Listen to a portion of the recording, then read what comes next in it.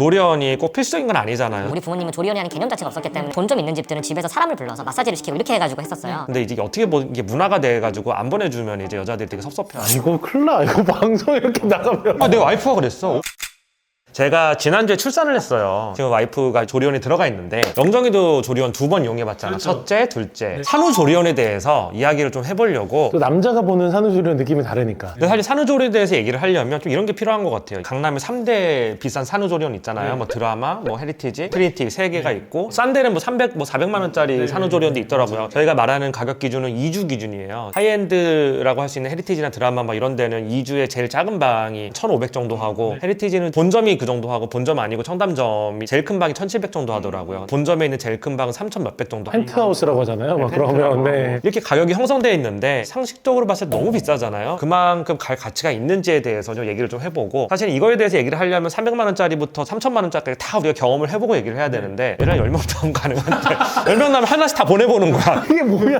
하나씩 다 보내보는 게 어딨어? 무슨 테스트용도 아니고. 아니 근데 비교 시승기를 찍으려면 이용은 해봐야 되는데 그렇게 할 수는 없으니 제가 그래서 2주에 700짜리 한번 이용해보고 그다음에 또 2주에 700짜리 그 곳에서 펜트하우스도 이용해봤어요. 그리고 이번에는 드라마를 했으니까 폭이 좀 넓은 편입니다. 그래서 이제 산후조리원 보면 이제 영정이 같은 경우는 어땠어요? 중상급 하나랑 가격이 대충 얼마인지 중상급 보통 한 500에서 800? 요 정도 선? 가장 기본방 베이스로요? 네, 가장 기본방 베이스. 마사지 포함해서요? 마사지 별도. 그러니까 보통 한 1,000만 원 들어요. 마사지가 뭐 몇 회 이렇게 해가지고 추가 비용이 들고 뭐 이거저거 하면 뭐 1,000만 원 초반 들었던 것 같아요. 그때는 저희가 어떻게 하다 보니까 4주가 하게 됐어요. 그때 2주를 하고 나서 아기가 요로감염에 걸렸어요. 아, 그 중상급이라고 하는 그 조리원에서 근데 다행히 그래도 병원 근처였고 막 이렇게 처리가 돼가지고 근데 그때 제일 어려웠던 게 코로나 때여가지고 24시간 병원 간호할 사람 없이 엄마랑 제가 다 해야 되는 거예요. 그래서 그쪽에서 좀 미안해서 저희한테 2주 동안 펜트하우스로 줬어요. 서비스로. 그럼 2주 동안 펜트하우스는 가격이 얼마나 돼요? 거기도 한 1,500? 중상급에서 펜트는 1,500. 거기는 40평대 집 같았어요. 크고 쾌적하고 되게 좋았던 것 같아요. 경험을 해보니까 그러니까 첫째 아이부터 얘기를 하면 그 중상급이라고 했던데 이름은 밝힐 수 없지만 조리원을 선택하는데 여러 가지 기준들이 있잖아요. 일단 접근성, 그다음 병원이랑 얼마나 유기적으로 잘 되는지, 그리고 시설들. 제가 갔던 곳은 단독이었어요, 건물은. 근데 그것도 많이 따져요. 건물 하나가 조리원으로 다 돼 있는 데냐, 아니면 건물 중간에 껴있는 데냐. 근데 물론 건물 중간에 껴있는 데 중에 좋은 데 있어요. 드래곤시티 호텔에 있는 거기는 진짜 좋다라고 하고. 드래곤시티 쪽 그 조리원이 장점 중에 하나가 뭐가 있냐면 제가 이번에 그 와이프가 헤리티지를 들어갔는데 헤리티지도 단독 건물로 돼 있어요. 아무래도 조리원이 1,500만 원, 뭐 3,000만 원 받는다라고 해도 의리의리한 도로변에 있는 건물에 하면 인건비도 많이 들고 수익성이 안 나오기 때문에 강남에 있어도 굉장히 외진돼 있는데 문제가 뭐냐면 단독 건물을 쓰는 게 과연 좋은 거냐라고 생각해봐서 저는 아니라고 생각하거든요. 남편이 가서 하룻밤 이틀밤 잘 수 있잖아요. 그리고 와이프 같은 경우는 저보고 이틀을 자고 가라고 했는데 저는 하루만 자고 나왔거든요. 저는 더 재밌는 거는 저는 한 번도 안 잡았어요. 네, 왜냐면 난 코로나라서 들어갈 수도 없었어. 아, 그러면 못 자신 거. 못 잔 거 저 자고 싶어. 지금은 어떻게 돼 있냐면 연애 절대 안 되고 남편만 들어갈 수 있고 한 번 들어갔다가 나올 수 있고 다시 한 번 들어갈 수 있는데 다시 한 번 나오면 못 들어가요. 한 번 들어갔을 때 잠을 자지 않으면 아이랑 할 수 있는 프로그램들이 몇 개가 있는데 그걸 못 하기 때문에 그냥 하루 잔 거예요. 잤는데 미치겠는 게 나는 산후조리원 들어가면 여성분들 같은 경우는 2시간마다 한 번씩 모유수유도 하고 무슨 스파 프로그램도 있고 무슨 아이 재우기 이런 교육도 받고 하잖아요. 남들 할 게 없어. 밥만 먹어야죠. 밥만 먹고 운동도 못하니까 미치겠는 거야. 책 읽는다시면서요. 책 가져가셨죠. 책 좀 읽다가 하품이 나오더라고. 왜? 몸을 못 움직이니까. 저희가 헤리티지 본점을 예약을 했는데 저희가 이제 풀로 다 찼대요. 예약이 좀 착오가 있어서 죄송하다고 청담동에 있는 분점에 있는 데를 보내줬는데 거기서 제일 큰 방을 줬어요. 펜트를 준 거죠. 미안하다고. 거기가 2주에 1,700이라 그러더라고요. 그래서 테라스 있는 방에 묵었었는데 나름 이제 다른 방보다는 큰 방이었는데 방 하나당 간호사 1명을 붙여주더라고. 그게 펜트라서 그럴 거예요. 원래는 층마다 애기 하고 막 이렇게 해주는데 그 층에 딱 방이 2개 있었는데 간호사가 딱 2명 있으니까 1명씩 케어를 해주는 것 같더라고요. 그런 점은 좋은데 남편이 가서 할 게 없는 거예요. 없죠. 당연히. 그래서 그런 점이 더 답답했는데 드래곤시티에 있는 데는 헬스를 이용할 수 있대. 남편이 그 안에 있는 남편이 애 보다가 이제 와이프가 모유수유하면 내려가서 운동도 하고 이러면 좀 뭐가 생활이 되는데 미치겠는 거야. 갇혀가지고 뭐 할 게 없으니까. 이게 근데 남편을 위한 시설이 아니니까. 그치. 그래서 제가 와이프한테 난 나가겠다. 난 집에 갈래. 그래서 나왔어요. 지금 이 시각에 와이프는 조리원에 있는데 어쨌든 그렇게 나왔습니다. 드래곤시티에 있는 트리니티가 그런 데 장점이 좀 있는 것 같고, 그리고 헤리티지나 드라마는 아무리 뭐 잘해놨어도 건물이 조그매요. 되게 조그매가지고 할 게 없어요, 남편들이. 그냥 대로변에 덩그러니 건물 하나 있고 또 가서 보면 방도 말씀하신 것처럼 좁고 놀이방 같은데 이렇게 있긴 있는데 가서 또 할 것도 없고, 그래서 저도 뭐 사실 산후조리원 가가지고 한 기억이 없어요. 뭐 했어요? 심부름 뭐 필요해? 그럼 갖다 주고 따로 한 게 없고, 조리원 뭐 동기들 뭐 아빠 모임 뭐 이런 거 있다고 하는데 코로나여서 하나도 없었어요. 돈만 내고 왔네.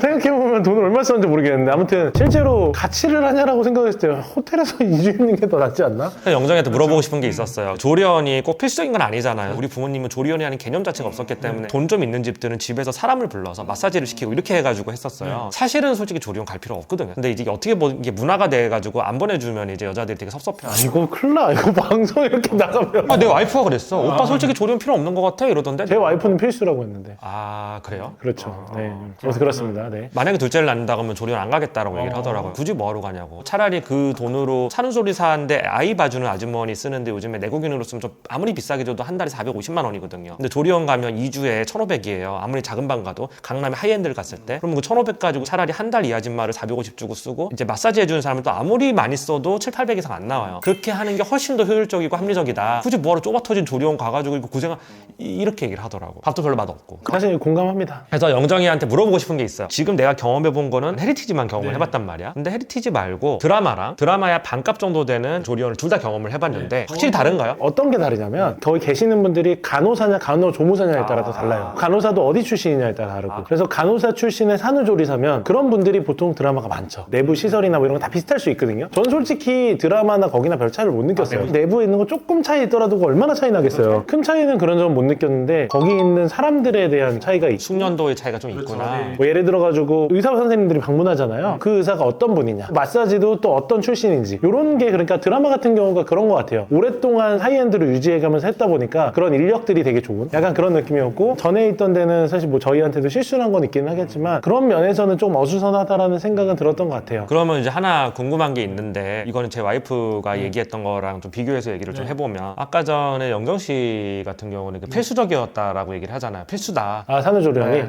네. 어떤 사람은 필수가 아니라고 느낄 수 있고 어떤 사람은 필수라고 느낄 수 있는데, 필수라고 하는 근거는 뭔가요? 저는 산후도우미도 많이 써봤잖아요. 산후도우미가 있고 시터가 있어요. 산후도우미는 아기가 태어나서 6개월 정도 동안 케어를 해주는 사람, 그 이후부터는 시터를 하는데, 산후도우미 분들 말씀하신 것처럼 되게 비싸잖아요. 저는 조리원에 그래도 산후도우미보다 편했던 거는 병원과 연계성이나 이런 게 집에 있는 것보다 편하잖아요. 아기들 접종하거나 이런 게 되게 많아요. 집에서 왔다 갔다 하는 거 생각보다 불편한데 조리원에 있으면 그런 거 하기도 좋고, 그 다음에 엄마들이 친정엄마한테 배울 수도 있고 여러 가지 할 수 있겠지만 그래도 거기서 좀 더 전문적인 교육을 해주거든요. 그런 면에서도 좀 좋은 것 같고, 그리고 일단 아빠의 입장에서도 조리원이 편하더라고요. 저는 영정이는 아니고 제 주변에 있는 형님들 얘기를 좀 들어보면, 와이프가 조리원 가 있는 기간이 마지막 휴가다. 집에서 아이 울고 오빠 같이 봐줘 막 이런 것보다 아예 돈 좀 쓰고 보내는 게 혼자서 얼마나 좋냐 집에서. 어쨌든 실질적으로 남편들이 그런 목적이라기보다는 우스갯소리로 그렇게 생각하시는 분들이 좀 많은 것 같아요. 그렇게 하기 위해서 1,500만 원을 2주 동안 쓴다라고 하는 거는 조금 비싼 감이 좀 있는데, 저는 조리원은 완전 럭셔리 비즈니스라고 생각을 하거든요. 럭셔리 비즈니스의 본질은 뭐냐, 뭐 와인이나 미술처럼 우리 삶에 아무 필요가 없어. 사실은 있으면 조금 편하거나 윤택해지는 이런 느낌인데, 사실은 필수적으로 필요한 게 아니라고 생각을 해요. 그래서 와이프한테 물어봐, 여자 입장에서 그러냐. 저는 이제 와이프랑 이런 얘기 되게 솔직하게 하거든요. 있으면 좀 편한 부분은 있는데 약간의 편안함을 위해서 1,500만 원 또는 이제 큰 방 같은 거 3,000만 원인데 그 돈을 쓸 필요가 있느냐라고 얘기를 하더라고요. 그러니까 저도 이제 와이프랑 하룻밤 자면서 아침에 가가지고 다음날 이제 밤에 나왔는데 딱 있어 보면서 느낀 게, 가끔 불러가지고 이렇게 뭐 모유수유하는 법 알려주고 이런 거는 좋다라고 생각했어요. 젖병 소독하는 법 뭐 이런 것도 가르쳐요. 그런 거 막 가르쳐주고. 사실은 그런 거 유튜브 찾아보면 다 나오고,